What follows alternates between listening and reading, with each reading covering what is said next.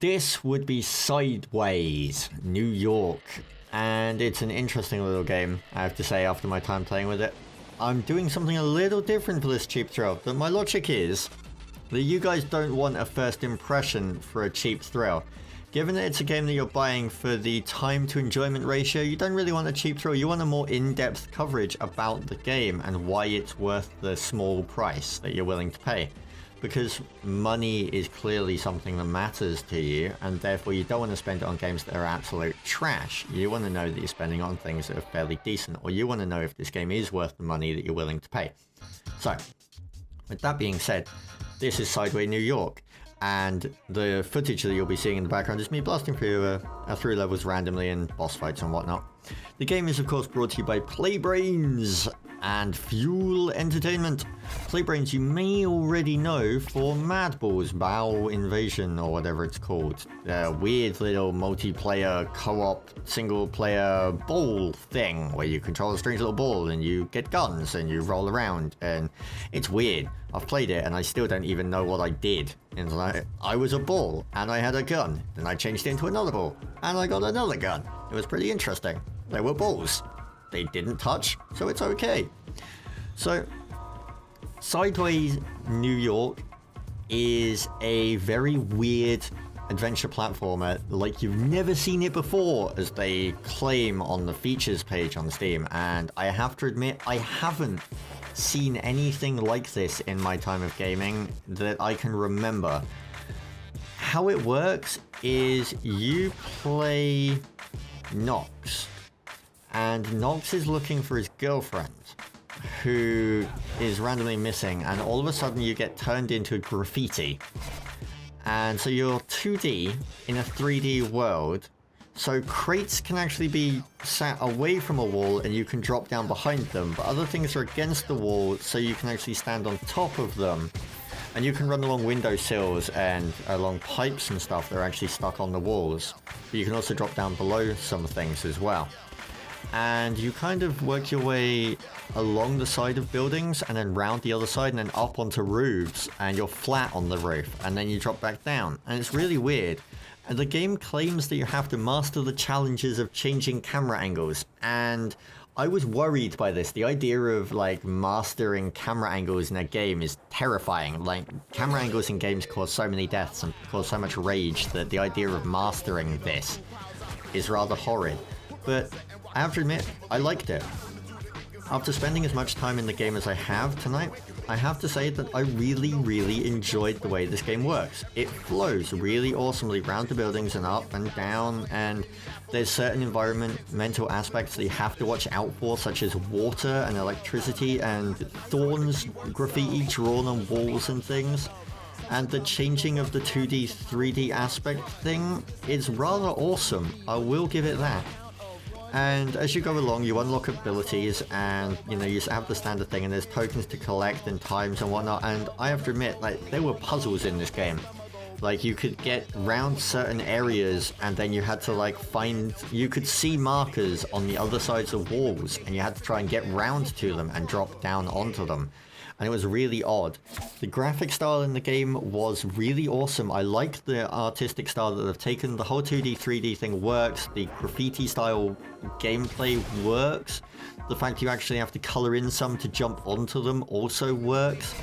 The fact that it supports drop-in, drop-out local co-op, I really like the idea of. I'm curious to see how it would work in terms of story. You do have a guide helping you along, so I'm guessing he'll be the second person. There are boss battles in the game, and they claim, and this is rather awesome, that there is a sadistic pink bunny that vomits sadistic pink mini bunnies. I'll let that sink in for a second. Okay, so a pink bunny that vomits sadistic pink mini bunnies as a boss. That sounds pretty awesome, and I have to admit, it is rather fun. I'm not going to spoil that one for you. Go and find it if you want to.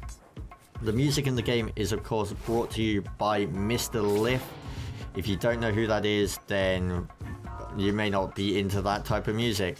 But he's released several albums, and the music style in the game you can hear in the background. Personally, I felt that the amount of songs you get on each level wasn't enough, given how long some of the levels are. Yes, the levels are fairly long compared to the music. You may blast through them fairly quickly, but I was taking my time and the songs ended up starting to repeat on certain levels. I believe there's like 1 or 2 songs per level, and so they started to repeat as you know, were getting near the end of the levels. But overall, the game costs less than £6 in the UK, and it costs, I'm not sure in the US, I'm going to say $9, $8.99 around there. I will get annotation guide to put the actual prices in the thing.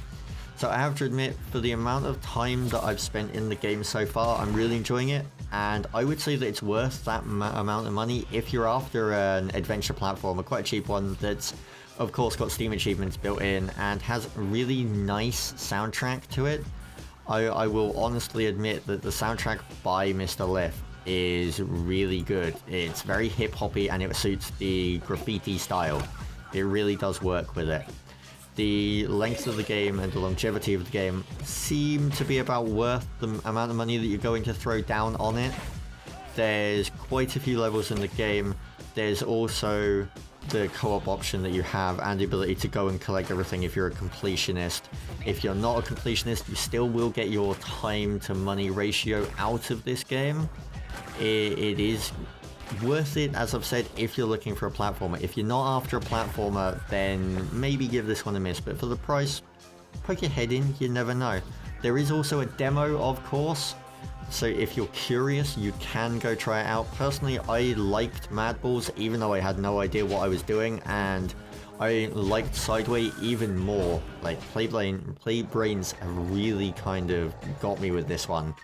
And I must admit, I'm not really a big platformer guy. But this one, oh yeah, I will definitely be checking out some more of it. The levels of course change as you go through the game in regards to what area of the city you're in, so the environment around you changes. It's not all the same environment through the city. The only thing that kind of confuses me is the story. At the start of the story, you're looking for your girlfriend, and then you get turned into a 2D graffiti and stuck into a world. And then conveniently, after you've done like 2 levels, it's revealed that your girlfriend is of course in this world with you because, well, duh.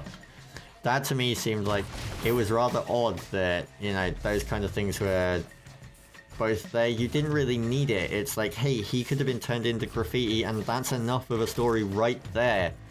Or he could have gone into the world looking for his girlfriend. You didn't need the whole, his girlfriend has gone missing, he's putting up posters looking for her. Hey look, he's conveniently sucked into a 2D world. From a evil villain aspect, that's dumb. It's like, the guy has no idea where his girlfriend currently is. He thinks she's missing. Just leave him alone and you've won. But no, I'm going to pull him into my world, and there I shall craft my fiendish evil plan of allowing him to kill me. It will be brilliant. That's flawed logic from a villain point of view to me. It's like the whole having big giant doors that close slowly. Oh wow. So, this was a cheap throw of Sideway New York, a lot shorter than you're used to from my videos, and there's a reason for that. I'm hoping you'll enjoy it. But I'm really recommending this game if you like platformers. If you like what you see in this video, give it a look. That's all for me for now. The music in the background I am swaying along to as I'm talking now. I hope you enjoy the game if you pick it up. I hope you enjoy the demo if you try it out. If you don't like it, I'm sure you'll find something else to spend your money on. There's always Skyrim, of course. Until the next video, which should be Friday, I will leave you to your games. Peace.